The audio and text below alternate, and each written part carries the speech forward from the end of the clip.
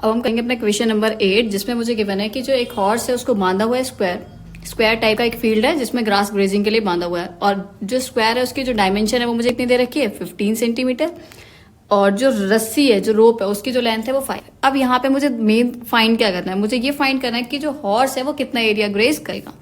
तो अगर मैं बात करूं हॉर्स यहाँ पे बांधा हुआ है तो ये यहाँ से लेकर यहाँ तक, ठीक है, तो ये क्या हो जाएगी रेडियस जो ऑलरेडी मुझे गिवन है। अगर मैं बात करूं एंगल की, तो एंगल हमें क्या पता है भाई, यहाँ पे इसने बोला कि शेप क्या हमारी स्क्वायर है, और स्क्वायर में सारे एंगल कितने हैं 90 ईच होता है ना, थीटा भी पता लग गया। तो सबसे पहले वही लिख देते हैं कि यहाँ पे जो थीटा पता गया वो मुझे कितना 90 है, और रेडियस कितनी गिवन है 5 मीटर।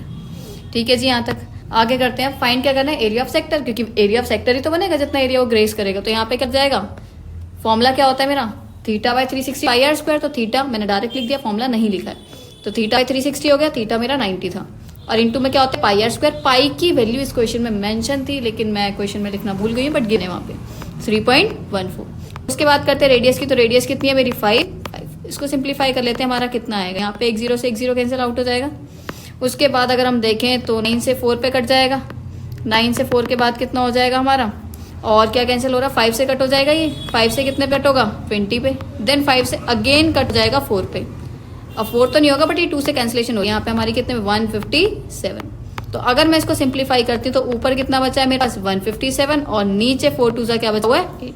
इसको डिवाइड कर लेते हैं, अपना क्या आएगा यहाँ पे हमारा, ये जो मेरा फाइंड हुआ है ये पता लग जाएगा कि कितना एरिया हमारा क्या हुआ है ग्रेस किया। यहाँ तक किसी कोई डाउट।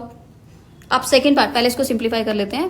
तो यहाँ पे जब मैं से 8 से डिवाइड करेंगे तो हमारा कितना आएगा 8 1 जा 8, ये आएगा 19.625 समथिंग। ठीक है, ये तो आया मेरा फर्स्ट पार्ट की अगर रोप की लेंथ 5 मीटर। अब सेकंड पार्ट में कह रहा है मुझे ये बताओ कितना एरिया वो ज्यादा ग्रेस कर पाएगा अगर मैं उसकी रोप की लेंथ बढ़ा दूं।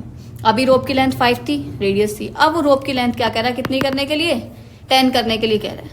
अब हमें जो कह रहा है कि रोप की जो लेंथ है वो कितनी कर दे 10 कर दे, तो कितना हो, तो 10 करने की बात है कि अब आपका जो एंगल है वो तो सेम रहेगा लेकिन जो रेडियस है वो मुझे कितनी पुट करनी है 10, और ऐसा करने से जितना एरिया इंक्रीज होगा वो मुझे बताना है। तो थीटा तो सेम वही मिलेगा 90 बाई 360 इंटू में पाई की वैल्यू 3.14, और जो रेडियस है वो कितनी है मेरी 10। डेसिमल हटेगा यहाँ पे कितना आ जाएगा 2 जीरो, ये 2 जीरो वैसे कैंसिल आउट हो गई, 0 से ये वाला 0 कट गया, 9 से 4 कट गया, और ये 4 भी 2 से कट जाएगा, और यहाँ पे कितना आ जाएगा 157। ठीक है, यहाँ तक कोई डाउट किसी बच्चे को। तो अब यहाँ पे मेरा कितना आ गया 157 बाय में कितना 2, तो 157 बाय में अगर मैं 2 से डिवाइड तो 2 7 जा 14, 1 और 7 बचा तो 2 8 जा और 0.5।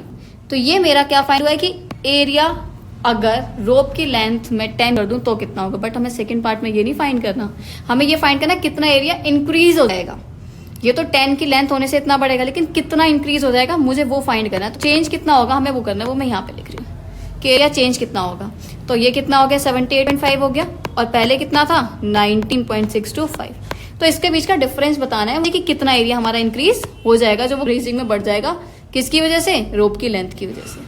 ठीक है, तो यहां तक किसी बच्चे को कोई डाउट, आई होप आपको समझ आया होगा।